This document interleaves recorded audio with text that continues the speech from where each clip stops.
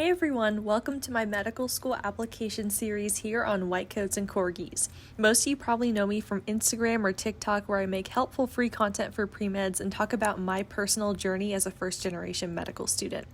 My mission here on YouTube is to give students all the information they need for a career in medicine.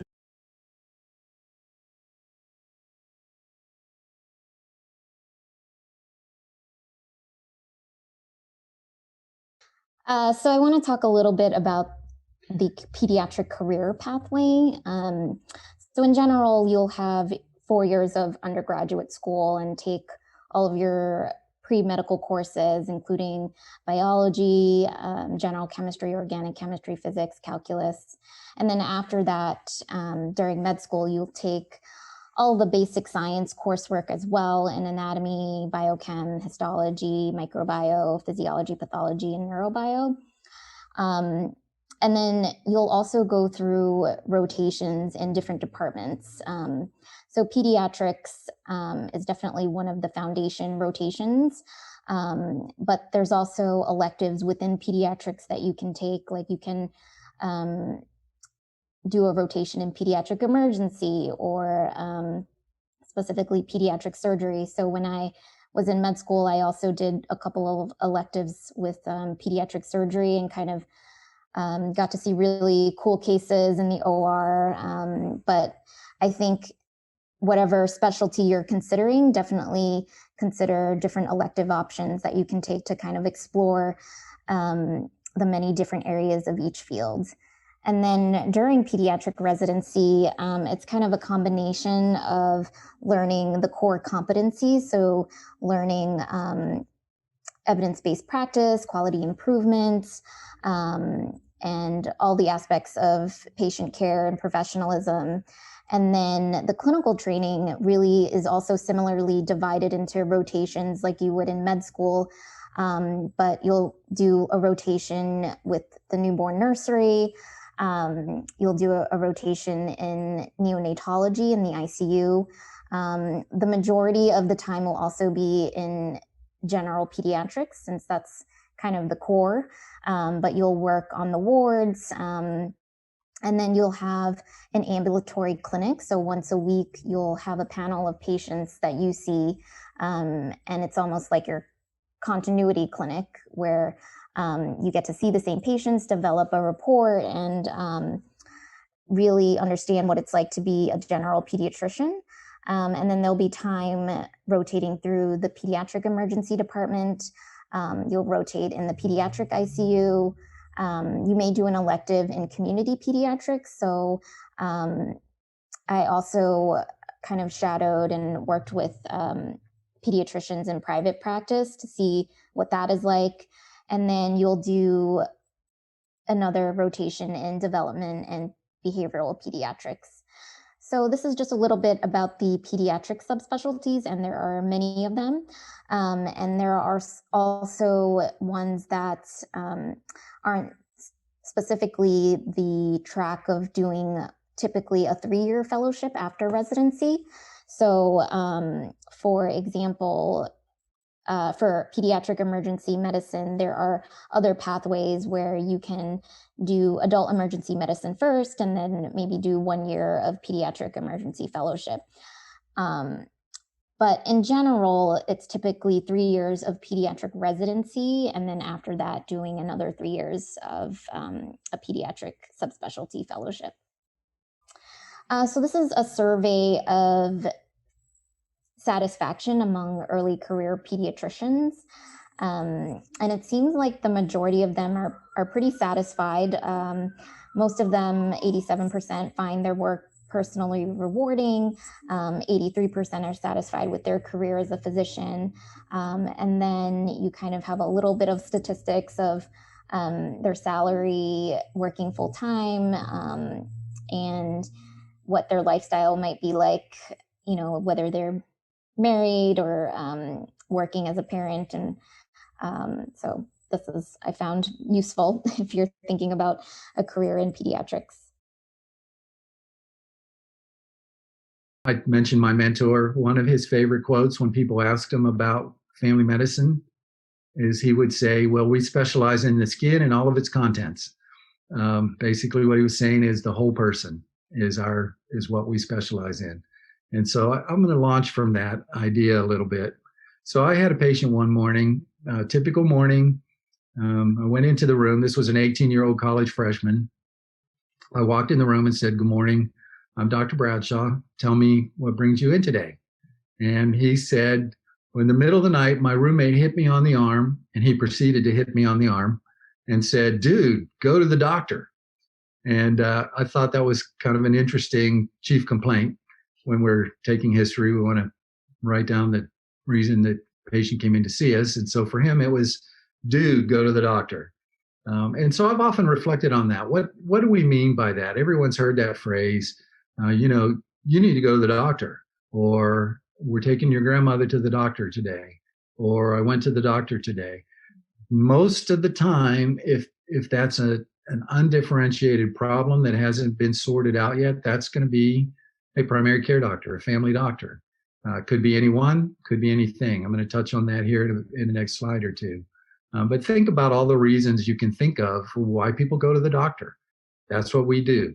Now, oftentimes, of course, people will say, "I'm taking grandmother to the cardiologist today," of course. And so that's going to the doctor. But the kind of the generic idea of going to the doctor means I don't know what's wrong and I need to find out what's wrong. And that's what family doctors do. We specialize in the whole person, the skin and its contents. We take all comers.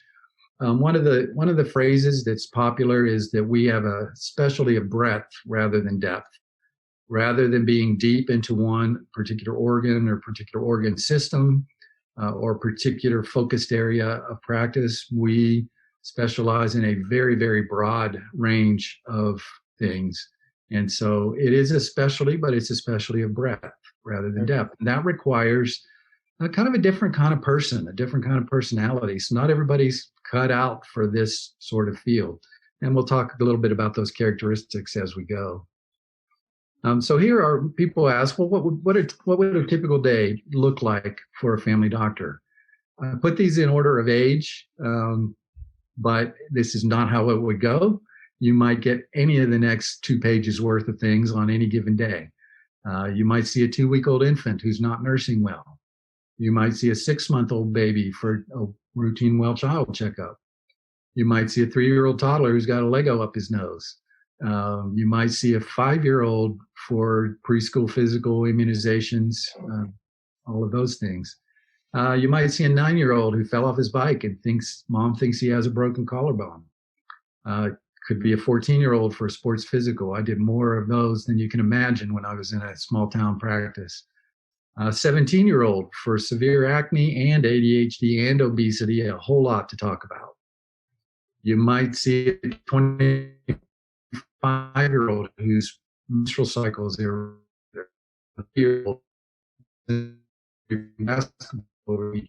40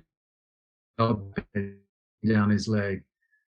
A 50-year-old with new onset headaches is a cancer doctor. A 60-year-old with high blood pressure, high cholesterol, stress, who's a smoker and is having some chest pain. Maybe a 70-year-old with new onset weakness and hand tremors. An 80-year-old who's dizzy. That was always the bane of my existence when I was in private practice, because that could be anything. And boy, that's when you talk about an undifferentiated problem, dizziness is about as undifferentiated as it gets. Could be a 90-year-old who has cancer and needs to be put on hospice. So there's 2 pages of the kinds of things family doctors might do in a, quote, typical day. And again, not in order, not in clumps. You don't see all your 60-year-olds on the same day. You could go from the 60-year-old to the infant, to the toddler, back to the menstrual problem. And that could be the flow of a day. And oftentimes, at the beginning of the day, you don't know what that's going to be. Which makes it fun, exciting, a lot of variation, but can also introduce a little stress if that kind of day is not your natural way of functioning. Right. So I like to joke that, there's one of the cool things about medicine is all the technology, and there really is some amazing stuff that people can use and procedures people can have and technology we have to offer. But for us, the basic tools of the trade are right here. You need a good pen, a good stethoscope, and an otoscope, and you can probably carry out much of your day with those three things. So here's a group of very happy family medicine residents. I'm guessing this is on June 30th, before they start their residency on July 1st, because look how happy, rested, smiling they all are.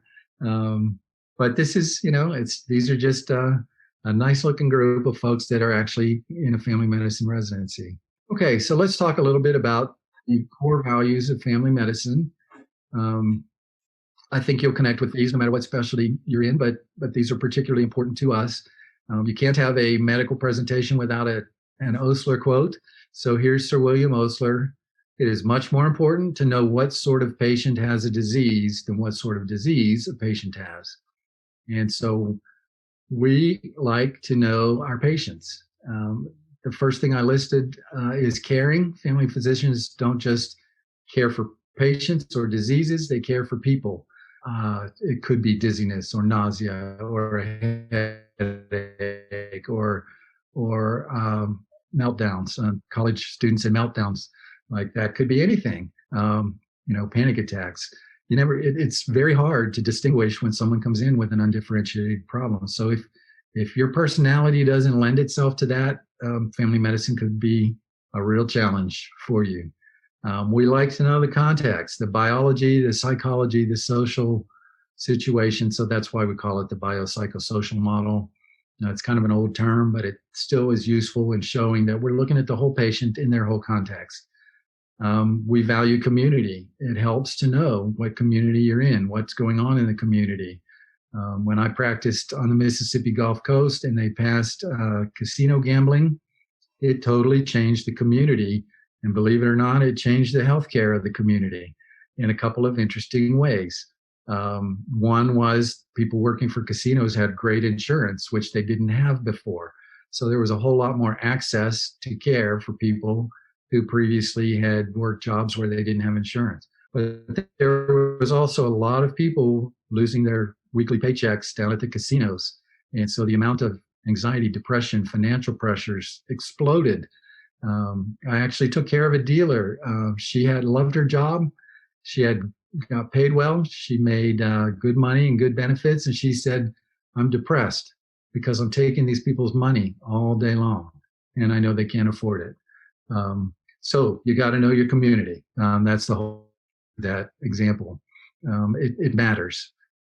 And of course, clinical skills. Sometimes people think, well, family doctors don't have the clinical skills. Well, no, we do. And I can talk about that more and kind of how that compares to other doctors and how it compares to mid-levels. And if we want to get into that a little bit later, I think there will be a chance for that. But you've got to be a very skilled, clinically skilled doctor to be a good family doctor. So here's a little bit on the personalized comprehensive care. I listed 4 things here. First, contact into the system, right? Again, grandma fell. We don't know why she fell. We're going to take her to, quote, the doctor. And that's your first entry into the system. And, where we go with grandma will depend on a whole variety of things that happen as we take care of her. Continuity care. You take care of people when they're healthy, when they're sick, over time. And as I said at the beginning, that's one of my things, is knowing people over time, being in relationship with them over time. Comprehensive care. I know a little bit about a lot of things. That's intimidating for some people. If you go to a good medical school, a residency program, you're quite capable of doing this. One of the things I loved coming out of my residency program, which was a very strong residency program, is I felt equipped to do any kind of family medicine, emergency medicine, urgent care, rural medicine. I could deliver babies if I wanted to. I was prepared for all of it. Coordination of care, again, people get lost in the healthcare system. I get plenty of phone calls from friends, neighbors, like, I don't know what to do. I went to the ER and they did this, but then they told me to follow up, and I don't know how to do that. I don't know where to go or what to do. That's part of what we do, is help advocate for the patient in the system. help them move through the system, help them know where to go, what specialists to see, when to go to the hospital, when to go to the urgent care, when it can wait. And those are important. Those are important things. Right. So if you're a medical student and you're thinking, hey, this might be interesting to me, here's my advice. First and second years, and this is going to sound redundant, learn as much as you can about everything. Just be open to learning. If there's a student family medicine interest group on campus, join that. It doesn't commit you to family medicine, but it can expose you to some. Join the American Academy of Family Physicians and your state chapter. They have a lot of great resources. They have scholarships. If you think that's an area you might want to go into, those are great, and they're very cheap. I think the student memberships are very, very inexpensive. I recommend some volunteering and shadowing. Again, if you get a little break, I did this over Christmas break, maybe just a day or two with a family doctor. Say, hey, what are you doing? Can I come hang out with you for a few hours this morning or whatever? You'll see a lot and you'll learn a lot. Third year, you're overwhelmed, so just learn as much as you can about everything. Experience all the rotations. I loved a variety of my rotations. As I went through my third year, I considered endocrinology because I had a great experience there. Then I thought about anesthesiology. Then I thought about neurology. Then I thought about urology. And I went, by the time I got to the end of third year, I had sort of looked at half a dozen different specialties that I found very, very interesting. Mm-hmm. Fourth year, I put in here, consider a family medicine elective away from the medical school environment so you can see what real family doctors do out in the community. And this was a turning point for me. My fourth year, one of my first electives was an internal medicine elective. And again, this is just my personality, but it just didn't work for me. They're really complex patients and worrying about blood gases and renal function and et cetera, on everybody. I found that sort of just draining. I went away to a community family medicine residency program, spent a month there, absolutely loved it. As a student myself, I saw 4 or 5 patients in a half day. Then I would check out with the attending, we'd go over things, and I might see, like I said before, I might see a baby, then an old lady, then a middle-aged person and a teenager.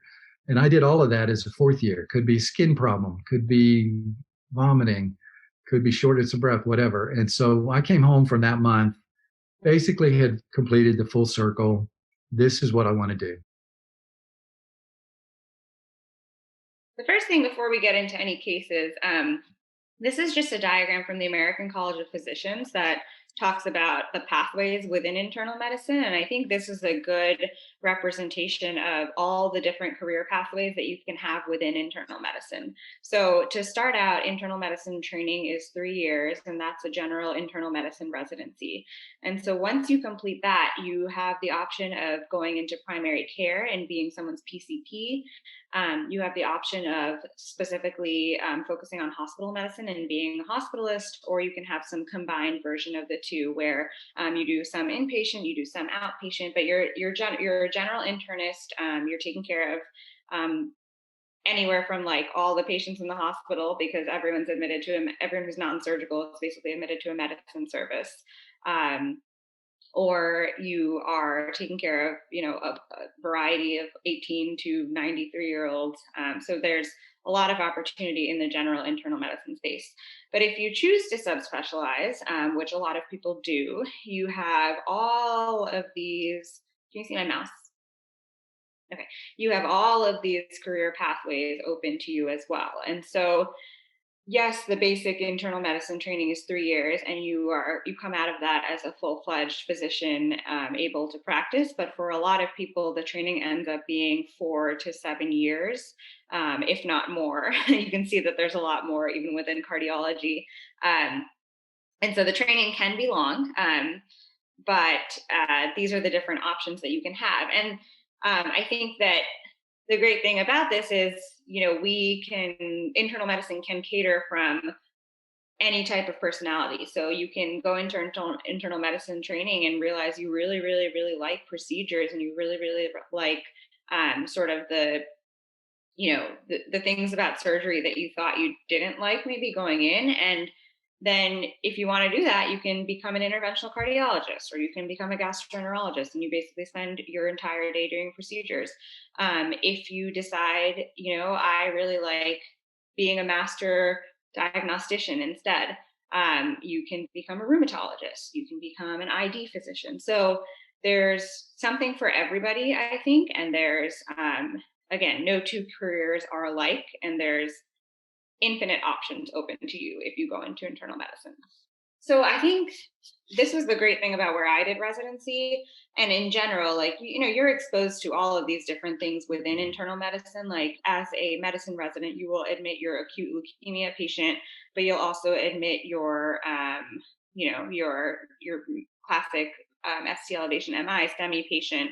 And so you'll see a lot of different things, and you'll see what kind of medicine you're most drawn to and what kind of pace of life you're most drawn to. But the other thing is, especially a lot of larger academic centers have subspecialty services. So where I did residency, we had like an ID service, we had a pulmonary service, we had a liver service, we had a cardiology service. And so we spend time rotating through all of those different specialties. We spend at least 2 weeks on each specialty. And you're learning from a cardiologist, you're learning from a liver specialist, you're learning from attendings who have chosen to do fellowship in that field. And so that gives you a good sense of the inpatient side of it. And then you always have the opportunity to go to outpatient clinic. And a lot of internal medicine, which is not true of residency, like 75% of internal medicine is actually practiced in the outpatient setting. So that's another really good way to see what kinds of pathophysiologies and pathologies and kinds of patients you're most interested in. So the point of your internal medicine training is, yes, to give you a good foundation for general internal medicine, but also to help you see all of these different things and decide if any of them are right for you and which of them it would be. And again, this basically explains my thinking in terms of changing careers. And I thought that family practice was the treatment of mostly chronic illness. Most of what you saw was diabetes, hypertension, obesity in the later years, lack of activity leading to complications with knees and joints. And obstetrics and gynecology, on the other hand, made sense. Obstetrics is happy 99% of the time. The 1% that is bad is really bad. Let's just say loss of a mother at the age of 30. But 99% of obstetrics is really happy. Patients are happy, you're happy, everyone's happy to see a new baby. Gynecology, most of the time, routine pap smears, women who need contraceptive care, adolescent gynecology. It's really a happy, happy experience. And so that's what led me to leave family practice and do obstetrics and gynecology. Obstetrics is the care. So obstetrics and gynecology would be the care of females throughout the life cycle, from adolescence to death. Obstetrics is the care of the pregnant female, and gynecology is care of the non-pregnant female. Okay. What I would say from the previous slide, that the life of an obstetrician, what was really nice about obstetrics and gynecology is the combination of surgery and office practice. So I spent 1 day a week in the operating room. I chose Wednesday for my operating day, so everyone knew, okay, that's my day in the OR. I would spend about 3.5 days in the office seeing patients, and 1/2 day each week was devoted to administrative duties, like filling out patient forms and office billing. So again, obstetrics and gynecology, I thought, was the perfect combination of medicine and surgery. So we took care of patients. We would assist with their chronic medical conditions, but anything that's complicated, they would see their primary doctor. So the combination of medicine and surgery was absolutely perfect.